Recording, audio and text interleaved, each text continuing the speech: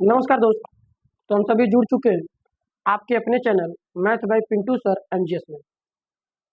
दोस्त, इस क्लास में हम लोग कोऑर्डिनेट ज्योमेट्री यानी निर्देशांक ज्यामिति का प्रारंभ करेंगे। यानी आज की क्लास में जो प्रारंभ होने वाला है, जो चैप्टर स्टार्ट होगा, उस चैप्टर का नाम है निर्देशांक ज्यामिति, कोऑर्डिनेट ज्योमेट्री। जैसा कि ये स्क्रीन पे भी लिखा हुआ आपको दिख रहा होगा, कोऑर्डिनेट ज्योमेट्री निर्देशांक ज्यामिति।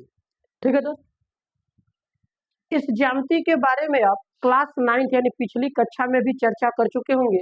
यानी कुछ बातें इसके विषय में आपको जानकारी दी गई होगी। ठीक, अब उसी जानकारी को यानी जितना चीज आप जान रहे हैं, उसके बाद थोड़ी सी जानकारी हमको इस क्लास में और लेना है। आगे क्या लेना है, यानी जो हम लोग वहाँ क्लास 9 में भुज, कोटि, एक्स अक्ष, वाई अक्ष, मूल बिंदु, ये सब के बारे में हम जानकारी ले चुके हैं, यानी उसको हम जान चुके हैं। ठीक है, अब उसी पे आधारित थोड़ा से और मान डेवलप करके यानी थोड़े और विकसित मानों के बारे में हम जानेंगे। अर्थात कहने का सेंस ये है कि निर्देशांक ज्यामिति का थोड़ा से विस्तृत रूप हम लोग इस क्लास में पढ़ेंगे। यानी क्लास 9 से थोड़ा से अपर लेवल की बातें हम जानेंगे। ठीक है दोस्त, चलिए अब थोड़ा से इसको जानकारी लेने से पहले हम लोग क्लास 9 का जो थोड़ा मोड़ा बेस जाने, यानी एक्स अक्ष, वाई अक्ष, भुज, कोटि, मूल बिंदु, धनात्मक दिशा, ऋणात्मक दिशा, ये सब के बारे में थोड़ा सा फिर से जिक्र कर लेते हैं, चर्चा कर लेते हैं। इसके बाद हम लोग अपने क्लास के लेवल पे आएंगे। अभी फिलहाल में हम क्या कर रहे हैं, आपको थोड़ा सा क्लास 9 का जानकारी दे रहे हैं अच्छे से। चलिए दोस्त, हम लोग जाने हैं क्लास 9 में हम लोग को बताया गया निर्देशांक तल के बारे में। जाने किसके तल के बारे में, निर्देशांक तल, या इसी का नाम है दोस्त ज्यामिति तल, या इसी को हम लोग कहते हैं कार्तीय तल। क्या कहते हैं, कार्तीय तल, या इसी का नाम हो जाता है दोस्त चतुर्थांश। क्या, चतुर्थांश। यानी जो निर्देशांक तल है उसको हम लोग 4 नामों से जानते हैं। निर्देशांक तल कह सकते हैं, ज्यामिति तल कह सकते हैं, कार्तीय तल कह सकते हैं, और चतुर्थांश कह सकते हैं, यानी कहते भी हैं। तो चलिए पहले हम इसके बारे में चर्चा करते हैं। दोस्तों, वहां पे हम लोग इस तल के बारे में चर्चा किए थे कि किसी समतल में स्थित क्षैतिज रेखा, कौन सी रेखा दोस्त, क्षैतिज रेखा क्या कहलाती है, एक्स अक्ष। यानी इसको हम क्या कहते हैं, एक्स अक्ष। बिल्कुल ठीक। और उसी समतल में स्थित ऊर्ध्वाधर रेखा, कौन सी रेखा, ऊर्ध्वाधर रेखा, को हम क्या कहते हैं, वाई अक्ष। इसके बारे में हम जानकारी लिए। क्लियर है, बिल्कुल क्लियर। क्या दोस्त इसी को कहते थे, हाँ सर इसी को। अब वहां पे आपको बताया गया कि जो एक्स अक्ष और वाई अक्ष का उभयनिष्ठ बिंदु होता है, यानी जहां पे एक्स अक्ष और वाई अक्ष एक दूसरे को प्रतिच्छेद करते हैं, इस बिंदु को हम कौन सा बिंदु का नाम देते हैं, मूल बिंदु, यानी ओरिजिन पॉइंट। कौन सा पॉइंट, ओरिजिन पॉइंट, मूल बिंदु, जिसका निर्देशांक होता है 0,0। ये बात हम जाने। क्लियर है, बिल्कुल। अब दोस्त यहीं पे हम लोग एक्स अक्ष के और वाई अक्ष यानी चतुर्थांश में दिशा का परीक्षण किए थे।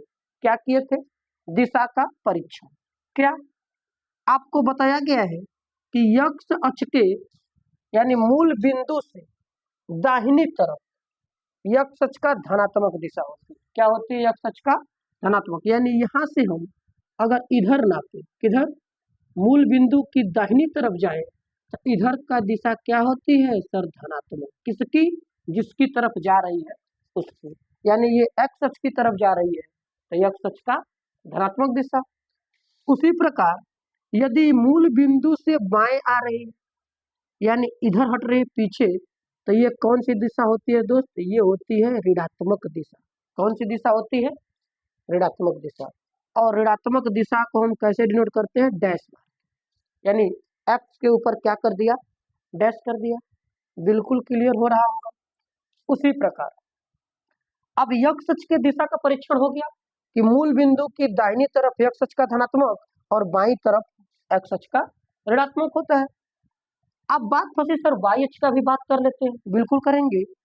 अब वाई अक्ष का जो है तो याद रखिएगा मूल बिंदु के ऊपर, मूल बिंदु के ऊपर यदि हम जा रहे हैं तो ये दिशा कौन सी दिशा होगी सर? मूल बिंदु के जो ऊपर की दिशा होती है उसे हम धनात्मक दिशा कहते हैं। कौन सी दिशा होती है? धनात्मक दिशा। बिल्कुल क्लियर है। अब उसी तरह अगर मूल बिंदु के नीचे आएंगे, कहाँ आएंगे दोस्त? मूल बिंदु के नीचे, तो मूल बिंदु के जो नीचे दिशा होती है वो होती है ऋणात्मक दिशा। क्या होती है? ऋणात्मक दिशा। और ऋणात्मक को हम जानते हैं कि जिस अक्ष का ऋणात्मक होगा उसके ऊपर क्या लगाते हैं? डैश लगा देते हैं। ये बात आपको बिल्कुल क्लियर होगी, साफ साफ समझ में आ रहा है। ठीक, यानी अगर हम चतुर्थांश में देखें तो मूल बिंदु के दाहिने तरफ जाएंगे, और दाहिने होने का मतलब आपको क्या देना है? सीधे चतुर्थांश को देखना है। ये नहीं कि आप स्क्रीन की तरफ उल्टा खड़े हो जाए, नहीं, जिधर आपका फिगर बना उधर आपको देखना है। मूल बिंदु की दाहिनी तरफ जब जाएंगे तो एक्स अक्ष का धनात्मक, मूल बिंदु की बाईं तरफ जाएंगे तो एक्स अक्ष का ऋणात्मक, और मूल बिंदु के ऊपर जब हम जाएंगे तो वाई अक्ष का धनात्मक, और मूल बिंदु के नीचे जाएंगे तो वाई अक्ष का ऋणात्मक होगा। इसके बारे में हम लोग चर्चा कर चुके हैं, क्लास 9th में भी जान चुके हैं और यहाँ भी थोड़ी सी जानकारी ले ली। ठीक है दोस्त, बिल्कुल क्लियर। अब यहाँ पे एक चीज और हमको बताया गया कि जो एक्स अक्ष और वाई अक्ष द्वारा 4 भाग करते हैं उसे हम चतुर्थांश कहते हैं। बिल्कुल क्लियर। और 4 भाग में जो कटा है तो 4 चतुर्थांश है। चारों चतुर्थांश का दोस्त हम नाम जानते हैं, इसको कहते हैं प्रथम चतुर्थांश। इसको क्या कहते हैं? प्रथम चतुर्थांश।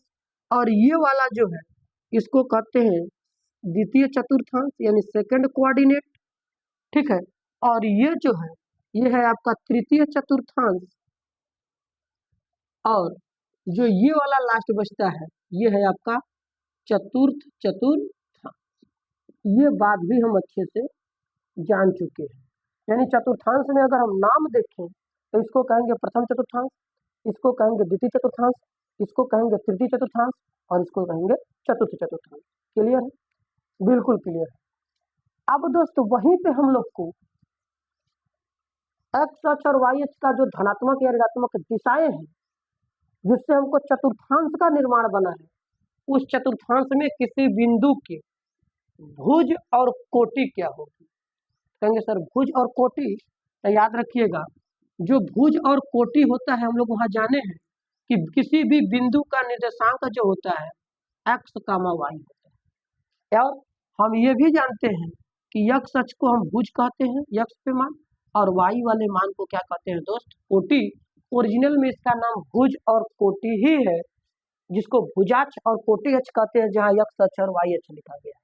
तो भुज अक्ष जो होता है उसे हम एक्स अक्ष कहते हैं, यानी भुज के मान को यक्ष अक्ष पे नापते हैं, और कोटि के नाम को हम लोग वाई अक्ष पर नापते हैं। क्लियर है? यानी किसी भी बिंदु में पहला बिंदु भुज होता है और दूसरा बिंदु कोटि होता है, यानी पहले बिंदु का पहला मान भुज और दूसरा मान कोटि। भुज को हम एक्स अक्ष पर मापते हैं और कोटि को वाई अक्ष पे मापते हैं। इसलिए दोस्त डायरेक्ट इसको ये भी बोल दिया जाता है कि किसी भी बिंदु में पहला मान एक्स का और दूसरा मान वाई का। दोस्तों वास्तव में ये नहीं, वास्तव में इसका ओरिजिनल नाम भुज और कोटि है, जिसे पहला मान भुज और दूसरा मान कोटि होता है। लेकिन भुज को हम एक्स अक्ष पर नापते हैं, इसलिए भुज वाला मान एक्स का होता है, और कोटि को हम वाई अक्ष पे नापते हैं, इसलिए कोटि वाला मान वाई का होता है, जिसे हम लोग समझते हैं। तो आप बिंदु को एक्स और वाई भी कह सकते हैं, और हमेशा हम लोग ये कहते भी हैं, भुज और कोटि नहीं कहते हैं, लेकिन इसकी जानकारी आपको होनी चाहिए। क्लियर दोस्त? इतना आपको समझ में आया होगा कि 4 भागों से कटा चतुर्थांश होता है। प्रथम चतुर्थांश, द्वितीय चतुर्थांश, तृतीय चतुर्थांश, चतुर्थ चतुर्थांश। मूल बिंदु की दाहिने अक्ष का धनात्मक, मूल बिंदु के बाएं अक्ष का ऋणात्मक, मूल बिंदु के ऊपर वाई का धनात्मक, और मूल बिंदु के नीचे वाई का ऋणात्मक। इतनी दिशा हो गई। और दोस्त ये भी हमको जानकारी रखनी है कि किसी भी चतुर्थांश में भुज और कोटि का चिन्ह क्या होता है, यानी एक्स और वाई का जो चिन्ह होता है वो कैसा कैसा रहता है, किस प्रकार डिनोट होता है, इसके विषय में हमको जाना है।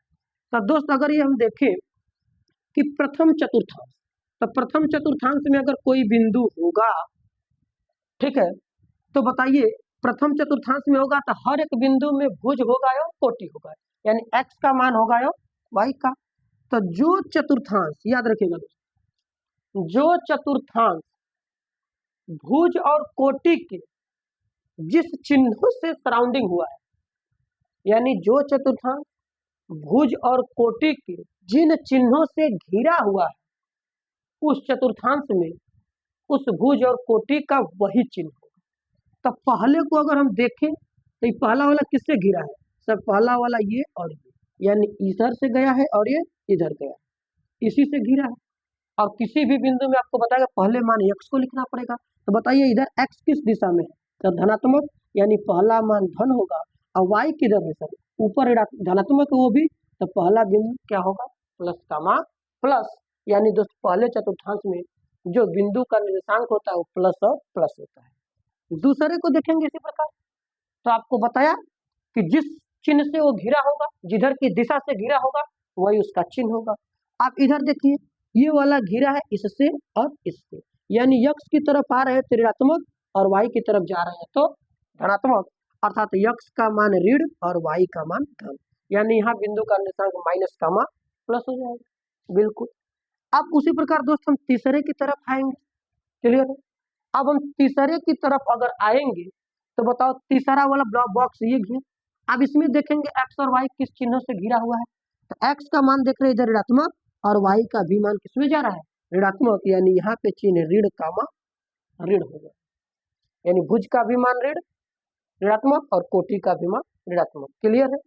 चौथा को ठीक उसी प्रकार देखेंगे, तो चौथा में भी देखेंगे तो देख रहे हैं x का मान इधर गया और y का मान इधर, यानी x का मान धन की दिशा में और y का मान ऋण की दिशा में। x का मान दोस्त प्लस में लिखा जाएगा और y का मान माइनस में लिखा जाएगा।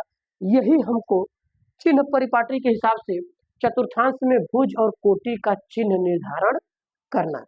ठीक है, उम्मीद है कि ये पूरे ग्राफ आपको समझ में आया होगा और इसके विषय में जानकारी हम क्लास 9th में अच्छे से कर चुके हैं, आपको भी ध्यान होगा। ठीक है, अगर नहीं भी कोई भाई बहन जान रहा है तो इसको एक बार अच्छे से समझ लीजिए कि जो चतुर्थांश होता है x और y से 4 भागों में बढ़ जाता है, चारों का नाम प्रथम द्वितीय तृतीय और चतुर्थ चतुर्थांश पड़ जाता है। मूल बिंदु की दाहिनी तरफ x अक्ष का धनात्मक, मूल बिंदु की बाएं तरफ x अक्ष का ऋणात्मक, मूल बिंदु के ऊपर y का धनात्मक और मूल बिंदु के नीचे y का ऋणात्मक दिशा होती है। दोस्त चतुर्थांश और ये कार्तीय तल यानी पूरे निर्देशांक ज्यामिति की अगर जानकारी अच्छी प्रकार से रखनी है तो ध्यान दीजिएगा दोस्त, चतुर्थांश में चिन्हों का निर्धारण आपको जरूर आना चाहिए। यदि चिन्ह आपको नहीं क्लियर हो पा रहा है, याद रखिएगा कोई भी कोऑर्डिनेट ज्योमेट्री आप लगा नहीं सकते, इसको अच्छे से आप ध्यान दे देंगे। मूल बिंदु कहाँ होता है, मेन बिंदु होता है जहाँ दोनों एक दूसरे को प्रतिच्छेद करते हैं। और दोस्त याद रखिएगा इस बिंदु का निर्देशांक होता है 0,0, जबकि मान कुछ नहीं है उसका 0,0, फिर भी इसके बिना कुछ बनेगा नहीं। ठीक है, आप इसको अच्छे से क्या करेंगे, स्क्रीनशॉट ले लीजिए, अपने नोटबुक में नोट डाउन कर लीजिए। ठीक है, इतनी जानकारी हम क्लास 9 तक जाने। अब हम लोग इसके आगे अपने क्लास 10th के लेवल पे चलते हैं। दोस्तों क्या होगा, यहाँ ध्यान दीजिएगा दोस्त, किसी भी बिंदु की बात अगर करेगा तो दुनिया का कोई बिंदु हो उसमें पहला मान भुज यानी x का और दूसरा मान कोटि यानी y का होगा। पहला मान x का जिसे x अक्ष पे नापेंगे, दूसरा मान y का जिसे y अक्ष पे नापेंगे, और इसी x अक्ष और y अक्ष का नाम x अक्ष को हम भुजाक्ष कहते हैं यानी भुज वाला अक्ष, और y अक्ष को हम कोटि अक्ष कहते हैं जिसे कोटि वाला अक्ष कहते हैं। इसके नाम में कोई कंफ्यूजन आपको नहीं होना चाहिए। ठीक है दोस्त, इसको नोट डाउन करें। चलिए अब हम लोग अपने क्लास की तरफ आगे बढ़ते हैं, अपने लेवल पे। कहेंगे सर लेवल क्या है हमारा, अब क्लास 10th के लेवल को हम देखते हैं। क्लास 10th में जो हमको पढ़ना है वहाँ हम बात करेंगे दोस्त। अब हेडिंग बनाएंगे, क्लास 10th में हमारे में सिलेबस में है क्या चीज। पहले हेडिंग में दोस्त यही होगा, दो बिंदुओं के बीच की दूरी, डिस्टेंस ऑफ 2 पॉइंट्स, दो बिंदुओं के बीच की दूरी, क्या, दो बिंदुओं के बीच की दूरी, यानी दोस्त इसका कहने का सेंस यह है कि हमारे पास दो बिंदु वह देगा प्रश्न वाला, और उन दोनों बिंदु के बीच की दूरी कितना होगी ये हमें बताना है बिना नापे जोखे। यहाँ फीता मीटर तो कुछ है नहीं कि दोनों बिंदु से फीता लगा लीजिए नाप लीजिए, नहीं, फार्मूले से बात करनी है। तो चलिए हम लोग दो बिंदु को निकलते हैं। अब बताइए दोस्त, दो बिंदु हमारे पास होगा। अभी हम लोग बात किए कि किसी भी बिंदु में पहला मान x का होता है, दूसरा मान y का होगा। तो दूसरा भी बिंदु अगर होगा तो उसमें भी x होगा और y होगा, यानी हर एक बिंदु में पहला x होता है का मान और दूसरा y होता है। तो दोस्त इसमें हम कंफ्यूज होंगे क्या कि सर जी जब हमारे पास दो बिंदु पता है तो दोनों में x होगा, दोनों में y होगा। हाँ सर बिल्कुल होगा, क्योंकि बिंदु बिना x और y का बनेगा ही नहीं, भले जीरो मान है उससे कोई मतलब नहीं, लेकिन अगर पहला मान है तो x का होगा, दूसरा मान है तो y का होगा। तो जब दो बिंदु होगा तो दोनों में x और दोनों में y आ रहा है, तो याद रखिएगा जो चाहे आपको जितना बिंदु दे दे उससे आपको घबराना नहीं है। जैठ बिंदु आपके पास रहेगा, सबका नंबरिंग कर लेंगे। क्या कर लेंगे? नंबरिंग, यानी यह पहला बिंदु, यह है दूसरा बिंदु, यह है तीसरा बिंदु, यह है चौथा बिंदु, यानी सभी बिंदु को फर्स्ट सेकंड थर्ड फोर्थ आप कर लेंगे। इतनी बात तो कर लेंगे। अब दोस्त जब पहला बिंदु की बात आप करोगे तो उसमें भी एक्स वाई मिलेगा। तो याद रखिएगा पहले बिंदु में पहला एक्स पहला वाई, दूसरे बिंदु में होगा तो फिर एक्स वाई मिलेगा, तो वहां दूसरा एक्स दूसरा वाई कहिएगा। तीसरे बिंदु में तीसरा एक्स तीसरा वाई, और चौथे बिंदु में चौथा एक्स चौथा वाई। इसी प्रकार जितने बिंदु बिंदु जय नंबर का उसको आप बना रहे हैं उसमें उतने नंबर का एक्स और उतने नंबर का वाई मिलेगा। इसको नंबरिंग कर लेना है। कैसे? अब हम लोग अगर याद करें तो हम लोग के क्लास में कभी कभी एक ही नाम के दो तीन लड़के आ जाते हैं, और जब दो तीन छात्र हमारे एक ही नाम के होते हैं तो बताइए क्लास टीचर अटेंडेंस लेते समय कैसे करता है? फर्स्ट सेकंड थर्ड का नंबरिंग करता है कि नहीं करता है? करता है। तो ठीक उसी प्रकार जब हम बिंदु के बारे में पढ़ने जा रहे हैं तो कई प्रकार के यानी कई ठो बिंदु आएंगे, तो कोई दिक्कत नहीं, घबराना नहीं है। जय ठो बिंदु होंगे सबका नंबरिंग कर लेंगे, जिस बिंदु में जो नंबर पड़ा है उसमें एक्स और वाई का ओ नंबर हो। ठीक है, तो यहाँ दोस्त हमारे पास कई बिंदु की बात कर रहा है? दो बिंदु। अब दो बिंदु है तो दो बिंदु हमको देगा, और जब दो बिंदु हमें देगा तो हम विचार कर लेते हैं कि यदि दो बिंदु यानी जो दो बिंदु है वो है बिंदु x1 कामा y1, यानी पहला बिंदु है इसमें पहला x पहला y, और 1 2 3 जो दोस्त करते हैं वो लेटर के नीचे करना है। ठीक है, तो बिंदु x1 कामा y1 तथा, और इस बिंदु को दोस्त नाम रख दे रहे हैं ए। यदि बिंदु a x1 कामा y1 तथा बिंदु b x2 कामा y2 हो तो, यानी दोनों बिंदु का नंबरिंग और उसका नाम रख दिया। और ध्यान दीजिएगा किसी भी बिंदु का जो नाम होता है उस बिंदु के निर्देशांकों के साथ ही लगा रहता है, तो इनके दोनों को क्या किया? साथ लगा दिया। अब यही दोस्त दो बिंदु हमको दिया है और इन दोनों के बीच की दूरी निकालना है। क्लियर? बिल्कुल। तो जब दो बिंदु के बीच की दूरी हमें निकालना है तब बताओ इसमें एक्स वाई यानी भुज और कोटि, इसमें भी एक्स वाई यानी भुज और कोटि, क्या ये दोनों बिंदु चतुर्थांश में रहे होंगे कि नहीं होंगे? रहे होंगे, यानी चतुर्थांश में जा सकते, यानी वहीं से निकल के आए। तो हम करेंगे क्या? अब इन दोनों बिंदुओं को चतुर्थांश के अंदर प्रवेश करेंगे। कहाँ करेंगे दोस्त? चतुर्थांश। तो हमने चतुर्थांश बनाया, एक्स का धनात्मक इधर एक्स का ऋणात्मक, ऊपर वाई का धनात्मक और नीचे वाई का ऋणात्मक दिशा हमने बना दी। बिल्कुल क्लियर सर? क्लियर है। जब ये मान हमारे पास क्लियर है तो याद रखिएगा अब दोनों बिंदु को हम अंदर प्रवेश कराएंगे। अब बताओ जब दोनों बिंदु को हम अंदर प्रवेश कराएंगे, ठीक है, तो दोस्त ध्यान दीजिएगा थोड़ा सा चित्र हम बड़ा बनाते हैं क्योंकि इसमें थोड़ा घिजर पिजर होगा जिससे आपको कंफ्यूजन क्रिएट हो जाएगा। अच्छे से चित्र को हम ड्रा करते हैं। बिल्कुल, चलिए चित्र हम बनाते हैं, यानी चतुर्थांश को हम अच्छे से निकालेंगे। ठीक है, अब इस चतुर्थांश को हम बनाएंगे। ये वाई अक्ष है, वाई की ऋणात्मक दिशा है डैश के साथ, इधर एक्स का ऋणात्मक दिशा होती है और इधर एक्स की धनात्मक दिशा होती है, जिसके बारे में हम लोग जाने। क्लियर है? बिल्कुल क्लियर। अब दोस्त दोनों बिंदु को हम क्या करेंगे? चतुर्थांश के अंदर एंट्री मारेंगे। बिंदु ए को देखें तो पहला मान x है जो कि x1, तो x1 होगा तो कुछ ना कुछ दूरी मान लीजिए यहाँ से चला होगा तो यहाँ तक आया। बिल्कुल, और दूसरी दूरी सर y1 है और भी प्लस की है, तो बताइए y की तरफ गई होगी, बिल्कुल सर गई होगी। और यहाँ तक हमने क्या कहा, ये y1 है, इसमें कोई शक नहीं। अगर इन दोनों बिंदु को हम देखें तो दोनों बिंदु सर यहाँ से एक दूसरे से चलेंगे और जहाँ एक दूसरे को प्रतिच्छेद करते हैं यही दोनों बिंदु रहे होंगे, बिल्कुल। और यहाँ बिंदु ए है x1 कामा y1। ये बात क्लियर है, बिल्कुल सर ये बात क्लियर है, ठीक है। अब क्या करेंगे, अब दोस्त दूसरे बिंदु को भी हम एंट्री कराएंगे। दूसरा बिंदु में देख रहे हैं बी जो x2 है यानी x का मान है, तो इसको भी हम x के मान पर देखेंगे। तो यहाँ तक x1 है तो x2 कहीं ना कहीं इसके आगे या पीछे होगा, बिल्कुल। तो हम इसको आगे तक ले जाते हैं, यानी यहाँ से नापना शुरू किए, x2 हमारा यहाँ कहाँ है दोस्त, यहाँ, यानी यहाँ से लेके जो यहाँ तक की दूरी है वो हमारी x2 होगी, बिल्कुल। उसी प्रकार अगर y2 को देखें तो सर y2 मान लेते हैं हमारा ऊपर होगी चाहे नीचे, तो हम ऊपर बना ले रहे हैं, यहाँ y2 यहाँ तक होगी, बिल्कुल क्लियर। अब एक बिंदु यहाँ है, एक बिंदु यहाँ है, दोनों को एक साथ कंबाइंड करना होगा, तो दोनों को क्या करना होगा, रेखा ड्रा कराना होगा, बिल्कुल क्लियर है। असर यही बिंदु जो कटा है वो बिंदु बी है x2 कामा y2। इसमें कोई दिक्कत किसी को, कोई दिक्कत नहीं, यानी दिए गए बिंदु को हम चतुर्थांश के अंदर प्रवेश करें, ठीक है, प्रवेश हम करा दें। अब दोस्त ये प्रवेश कराना चतुर्थांश के अंदर, दूरी को नापना, हम क्लास 9 में इसको भी सीख चुके हैं ग्राफ पेपर पे। ग्राफ पेपर नहीं रहा भी होगा तो भी हम लोग एक रफली ग्राफ पेपर बना के इसको समझे, ठीक है। अब हमें करना क्या है सर, दोनों के बीच की दूरी बताना है।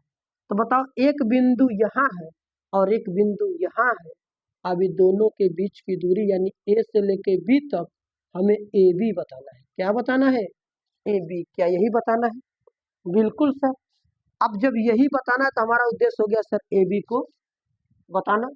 आज जब ए बी को हमारा उद्देश्य है बताना, तो आप बताएंगे सर ए से लेके अगर बी तक की बात करें तो ए वाला बिंदु भी गया है बी वाला, अगर इस बिंदु को हम यहाँ तक ऐसे बढ़ाएं यानी इस रेखा को, तो क्या इस रेखा को यहाँ काटा होगा, बिल्कुल काटा होगा। अब इस बिंदु का नाम हम रख दे रहे हैं दोस्त सी, क्या नाम रख दे रहे हैं, सी। इसमें कोई दिक्कत, कोई दिक्कत नहीं। अब बताइए जब ये दूरी ये समांतर चल रही है तो क्या जितनी दूरी ये है वही दूरी ये होगी, बिल्कुल, और वही दूरी ये होगी, हाँ सर होगी। क्यों, क्योंकि जब समांतर रेखाएं जाती हैं तो एक दूसरे से हर जगह पे दूरियां बराबर मिलती है। तो क्या इस दूरी को भी हम क्या कह सकते हैं y1, और इस दूरी को भी हम कह सकते हैं y1। यहाँ हमने नाम रख दिया n और यहाँ जो हमने नाम रखा m, इसमें कोई इतराज, कोई इतराज नहीं। और मूल बिंदु के नाम को दोस्त हमेशा ओ से डिनोट करते हैं, ओ लगाते हैं, कोई दिक्कत नहीं, बिल्कुल। और जब कोई दिक्कत नहीं है तो अब बताओ दोस्त, जब यहाँ वाली दूरी ये y1 है तो ये इसके समान हो गई y1। इधर की दूरी जरा देख लीजिए, और यहाँ एक बिंदु कटा है मान लीजिए P पर, और यहाँ जो बिंदु कटा था वो Q पर। क्या O से लेके P तक y2 है, तो वही O से P तक अगर सीधा जाएंगे तो हमारे B से लेके N तक ये भी y2 होगा कि नहीं होगा, सर ये भी y2 होगा, इसमें कोई दिक्कत, कोई दिक्कत नहीं। अब आप ये बताएं, जब यहाँ से लेके यहाँ तक पूरा y2 है और नीचे की दूरी y1 है, तो क्या यहाँ से ऊपर की दूरी y2 में ले y1 घट जाएगा कि नहीं घट जाएगा, सर बिल्कुल घट जाएगा। यानी B से लेके जो C तक की दूरी आई है, B से लेके C तक, वो हमारा y2 माइनस y1 हो, कोई दिक्कत नहीं। अब दोस्त यहाँ पे y वाली की तो वैल्यू हम लोग देख लिया, x वाली की वैल्यू अगर हम देखें तब, अब बताओ यहाँ से लेके O से N तक अगर हम देखें तो O से लेके N तक नापने पर हमारे पास x2 आया था, बिल्कुल, और O से M तक हमारा x1 है, तो क्या ये वाली दूरी जो mn है वो x2 माइनस x1 होगी, होगी सर। क्यों, क्योंकि पूरी दूरी में से अगर आगे वाली दूरी निकाल दे पीछे वाली दूरी बच जाएगी। अब बताएं जब x2 माइनस x1 ये दूरी है तो यही दूरी तो समांतर A से C तक भी तो x2 माइनस x1 होगी, सर बिल्कुल होगी, इस बात की भी आपको अच्छे से। अब ये चित्र दोस्त आपको थोड़ा ये कहीं में सटा हुआ घिजर उजर दिख सकता है, लेकिन उससे घबराना नहीं है, स्टेप बाय स्टेप हमने आपको समझाया कैसे कैसे क्या मान आया था, बिल्कुल। अब इसी में बात में हम क्या करेंगे, इस बात को आगे बढ़ाएंगे। अब इस बात में लिखेंगे सर, चित्र में क्या ओ से लेके क्यू तक कितना था? सर ओ से लेकर क्यू तक y1 था, जो दूरी था am के बराबर। किसके बराबर था? am। और यही am किसके बराबर हो गया था? सर cn के। और इसकी तीनों की दूरियां क्या आई? y1 आई। इसमें कोई दिक्कत नहीं। अब दोस्त इधर की दूरी हम ये कर लिए। अब इधर वाली दूरी o से लेके p तक जितना ये आया था उतना ही समांतर चले गए, तो b से लेके n तक यानी bn आया था, जिसको हम लोग y2 बोले थे। क्लियर? बिल्कुल क्लियर। अब इतना होने के बाद बताइए, हमारे पास नीचे cn था y1, तो ऊपर का जो bc बचा था वो कितना बचा? सर पूरी दूरी से नीचे वाली दूरी घटाते, यानी y2 माइनस y1। क्लियर है? अर्थात y की वैल्यू का हम लोग त्रिभुज जो बन के दिख रहा है BAC, उसमें बात हम लोग कर लेंगे। क्लियर है? उसी प्रकार दोस्त अगर O से लेकर अगर हम M तक देखें, तो सर OM बराबर हमारे पास कितना निकल के आया था? x1। O से लेके अगर n तक देखें तो कितना निकल के आया था? सर ON बराबर हमारा है x2। बिल्कुल क्लियर है। अब जब O से m तक x1 है, O से n तक x2 है, तो यहाँ बीच की दूरी दोस्त आगे वाले निकाल दिया गया, यानी जो हमारा MN आया, और वही सर MN का मान कितने बराबर आया? AC के बराबर। और ये दूरी हो गई थी x2 माइनस x1, जो कि आपको ये दिख रहा है। बिल्कुल, यानी जितना दूरी ये है उतना दूरी ये है। तो अब आप ये बताओ कि सर हमारे पास ये भी भुजा मालूम हो गई, ये भी भुजा मालूम हो गई, और AB की भुजा हमको चाहिए। तो क्या AB, AC और BC को देखें तो त्रिभुज समकोण बन रहा है? बिल्कुल बन रहा है। तो बताइए, जब समकोण त्रिभुज बन रहा है तो इधर का लंब मान पता है, इधर के आधार का मान पता है, तो किसका मान बताना है? सर AB की भुजा कर्ण, यानी यहाँ से देखें तो त्रिभुज हमको इसका मान बताना है। इसका मान बताना है, इस त्रिभुज में बात हमारी की जा रही है। और यहाँ पे कौन सा त्रिभुज बनेगा? समकोण। क्यों? क्योंकि x अक्ष और y अक्ष दोनों एक दूसरे को 90 अंश पे काटते हैं, इसलिए यहाँ भी बिंदु जो कटा है वो 90 डिग्री पे कटेगा। अगर ये 90 डिग्री पे कटेगा तो ये समकोण त्रिभुज होगा। और जब ये समकोण त्रिभुज होगा दोस्त, तो याद रखिएगा, समकोण त्रिभुज में लंब का मान पता है, आधार का मान पता है, तो कर्ण का मान निकालना है। तो बताइए, समकोण त्रिभुज में पाइथागोरस लगेगा? बिल्कुल लगेगा। और उसी पाइथागोरस से हम क्या करेंगे? मान को निकालेंगे। तो लिखेंगे दोस्त, समकोण त्रिभुज BCA में, किसमें लिखेंगे? BCA में कौन सा प्रमेय? सर कहेंगे पाइथागोरस प्रमेय से। किस प्रमेय से? पाइथागोरस प्रमेय से आगे हम मान निकालने जा रहे हैं। बिल्कुल। और दोस्त पाइथागोरस कहता क्या है? कर्ण का स्क्वायर यानी AB का स्क्वायर बराबर लंब का स्क्वायर आधार का स्क्वायर। तो आधार का स्क्वायर जो होगा वो है x2, यानी नाम पहले लिखेंगे A से लेके C तक। बिल्कुल सही है। तो ये हो जाएगा AC का स्क्वायर और धन के BC का स्क्वायर। बिल्कुल क्लियर है सर? बिल्कुल क्लियर है। और जब क्लियर हो गया दोस्त, तो इसमें सबका मान भर दीजिए। अब AB स्क्वायर बराबर क्या आएगा? सर जो AB स्क्वायर आएगा वो AC का मान हमारे पास x2 माइनस x1 है, और इसका करना होगा हमें होल स्क्वायर, प्लस BC का मान क्या आया था? सर y2 माइनस y1 आया था, और इसका करेंगे हम होल स्क्वायर। बिल्कुल क्लियर है। अब बताओ दोस्त, क्या हमें AB का स्क्वायर निकालना था कि सिर्फ A से लेके B तक दूरी निकालना है? सर A से B तक दूरी निकालना है सिंगल पावर में, जबकि यहाँ लगा है डबल पावर यानी 2 घात। तो आपको घातांकी नियम में बताया गया है, घातांकीय नियम ये होता है कि जब भी कोई पावर इधर से उधर जाता है, तो जितना भी पावर होगा उतना का उधर मूल बनाए। यानी अगर ये 2 पावर है जिसको स्क्वायर कहते हैं, इसको उधर स्क्वायर का मूल यानी वर्गमूल कहलाएगा। क्या कहलाएगा?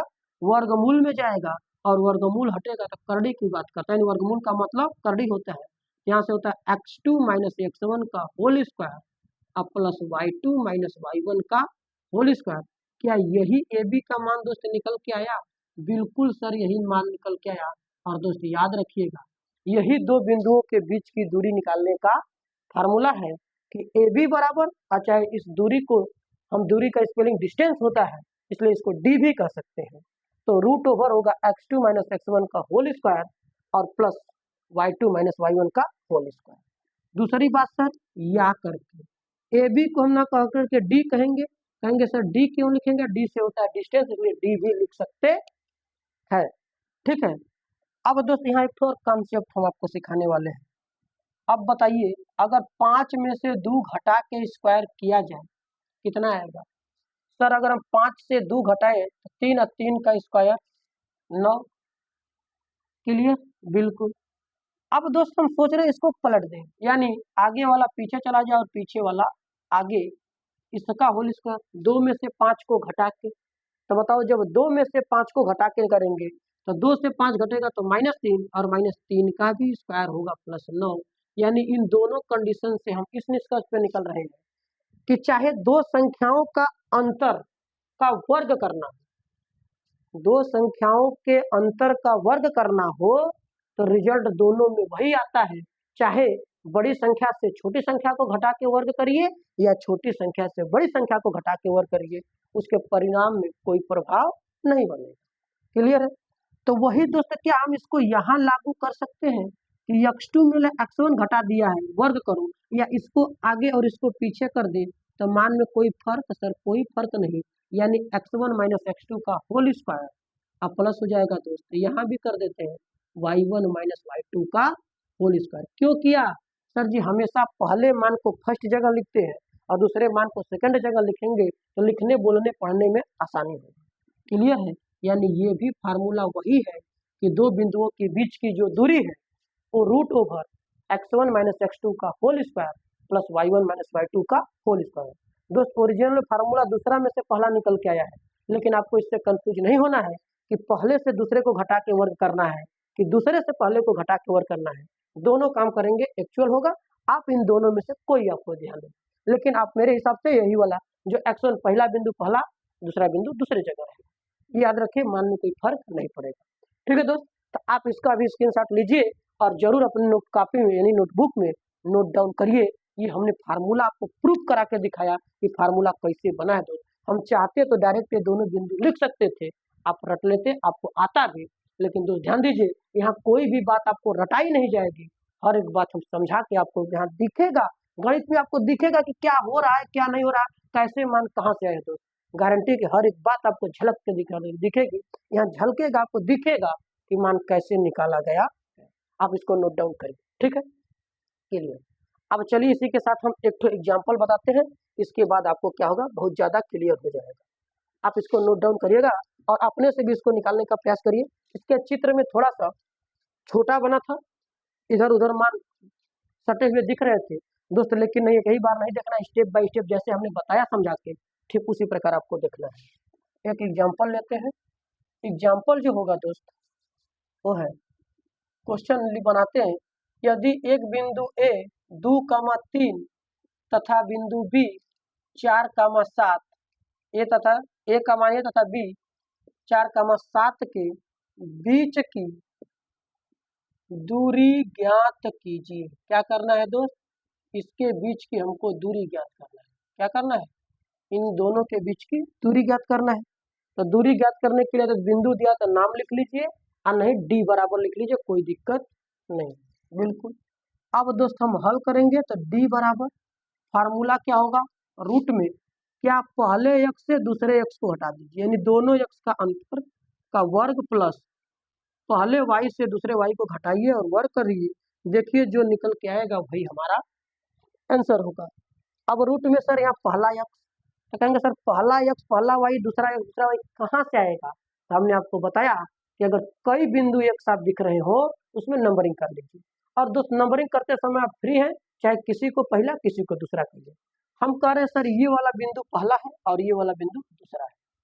आप कहेंगे सर हम इसको पहला इसको दूसरा कहेंगे, आप कह दीजिए, लेकिन ध्यान दीजिएगा, जिसको पहला कहेंगे उसमें एक्स और वाई पहला ही होगा, जिसमें दूसरा कहेंगे उसमें एक्स और वाई दूसरा ही होगा।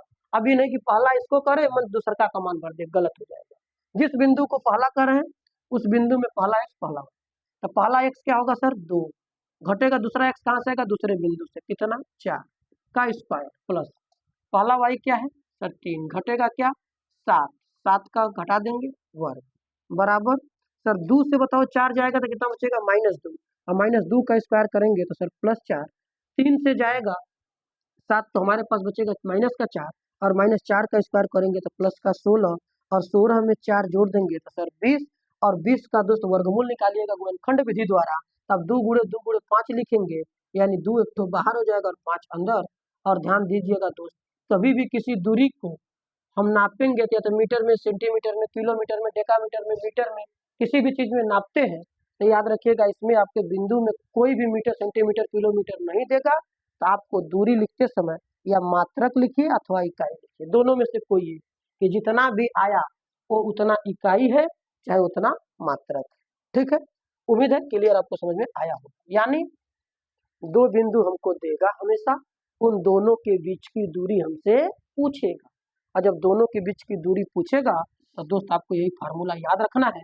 यदि फार्मूला आपको याद है, आप 2 से 4 नंबर का क्वेश्चन इस प्रश्नावली से बनेगा, 4 नंबर का क्वेश्चन एक तो।